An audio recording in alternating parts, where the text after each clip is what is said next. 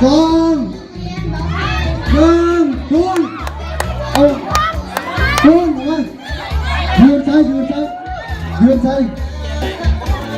เอาแก้วมันเด้อ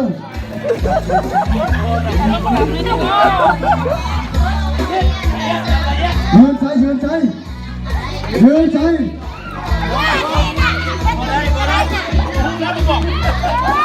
เอาจ้องเดียวเด้อ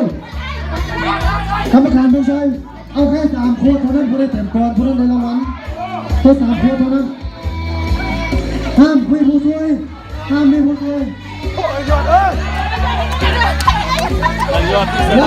ยผู้ได้แถมก่อนผู้นั้น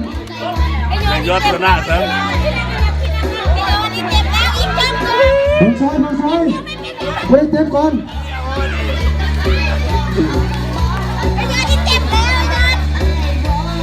ถ้ากรรมการมาชุดเด้อกรรมการบอกชุดเด้อเต็มเบิ้งเด้อเป็นไพ่น่ะกรรมการเบิ้งเด้อให้เต็มก่อนเอาชุดเด้อยืนเต็มหนึ่งคนหยุดหมดเวลา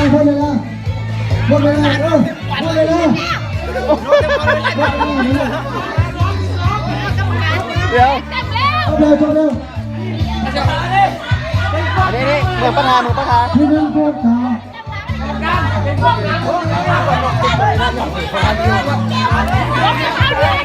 ก รรมการที่หนึ่งโคตรขากที่สองเป็นประธานที่สา